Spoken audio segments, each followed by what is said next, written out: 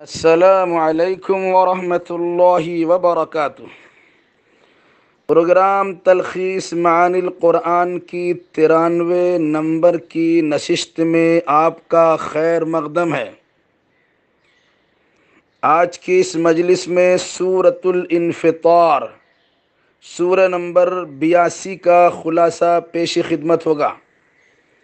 سورۃ الانفطار مکیہ، وجہ تسمیہ اس کی پہلی ہی آیت میں لفظ انفطرت آیا ہے، جس کا مطلب ہے آسمان کا پھٹ جانا۔ اسی لفظ انفطرت سے اس سورہ کا نام انفطار رکھا گیا ہے۔ زمانہ نزول، یہ سورہ مکی ہے اور اس کے نزول کا زمانہ مکہ کا ابتدائی دور ہے۔ سورہ تکویر اور سورہ انفطار دونوں ایک ہی دور کی تنزیل ہیں۔ تعداد آیت، اس سورہ انفطار میں 19 آیتیں ہیں۔ مرکزی مضمون، کئی مخلوقات کی قسم کھا کر انسان کے غفلت میں پڑے ہونے کا تذکرہ کیا گیا ہے، جبکہ خالق کائنات کی معرفت حاصل کرنا لازم و ضروری ہے، ورنہ اللہ کے فرشتے انسان کے اعمال و اقوال کو ضبط تحریر میں لانے میں مصروف ہیں، اور اسی بنیاد پر بروز قیامت فیصلہ ہوگا۔ ان حقیقتوں کی وضاحت اس سورہ کا مرکزی مضمون ہے۔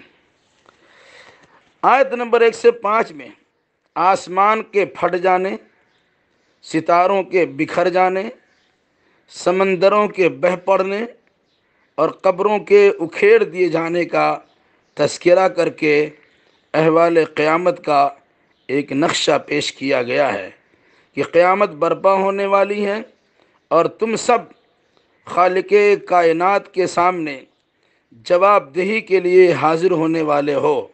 وہاں ہر ایک شخص کا کیا دھرا اس کے سامنے موجود ہوگا اور وہ اپنے اگلے پچھلے سارے حرکات و سکنات کو جان اور پہچان لے گا۔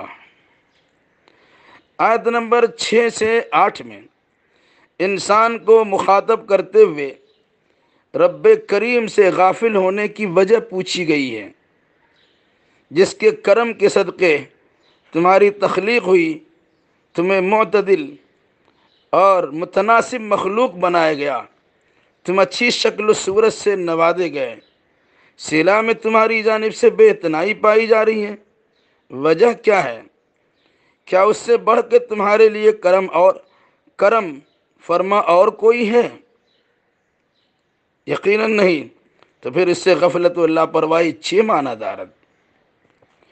آیت نمبر 9 سے 12 میں روز جزا کو یاد کرایا گیا ہے کہ دنیا میں تمہارے اعمال کی محافظت کرنے والے گرامی قدر، قابل احترام کاتبین وحی اور کاتبین تقدیر، بلکہ کاتبین اعمال فرشتے تمہاری حرکتوں کو مکمل جانکاری کے ساتھ ضبط تحریر میں لا رہے ہیں۔ ان کی تحریر اور تیار کردہ ویڈیوگرافی کی روشنی میں تمہارے ساتھ برتاؤ کیا جائے گا، لہذا غفلت و لاپرواہی سے دور ہو جاؤ۔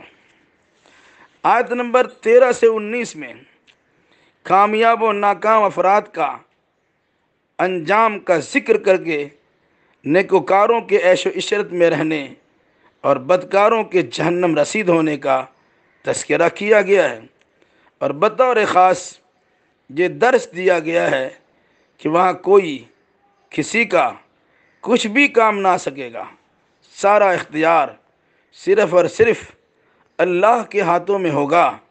اللہ کے علاوہ کسی کا وہاں کوئی زور نہ چل سکے گا۔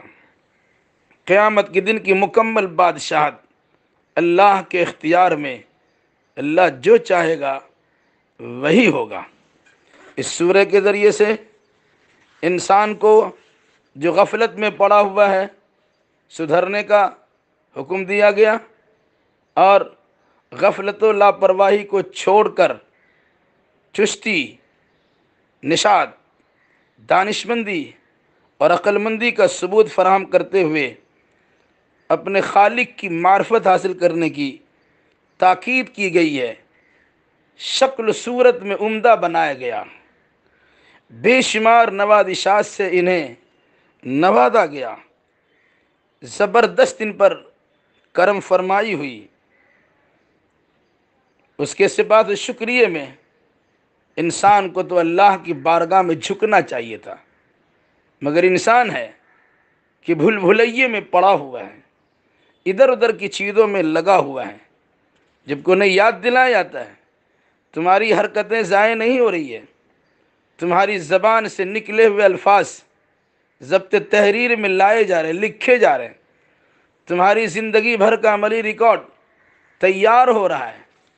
اللہ کے ایسے فرشتے تمہارے ساتھ لگے ہوئے ہیں جو ہمہ وقت تمہاری ساری حرکتوں کو لکھ رہے ہیں، ویڈیوگرافی کر رہے ہیں، آڈیو تیار کر رہے ہیں، اور کل قیامت کے دن اسی آدھار پر، اسی روشنی میں فیصلہ سنایا جائے گا کہ تم اللہ کے شکر گزار بندہ تھے یا نہیں تھے، تمہارا ٹھکانہ جنت ہے یا جہنم ہے، تم کس کے حقدار ہو، خود فیصلہ کرو گے جب تمہاری زندگی بھر کا عملی ریکارڈ نام اعمال کی شکل میں دائیں ہاتھ میں یا بائیں ہاتھ میں عطا کیا جائے گا۔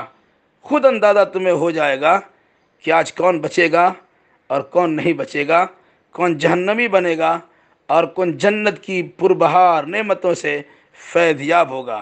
یقیناً اس حقیقت کو سمجھنے کے لیے دنیا ہی میں ہمیں تیاری کرنی چاہیے اور دنیا میں ہمیں ہوشیار رہنا چاہیے۔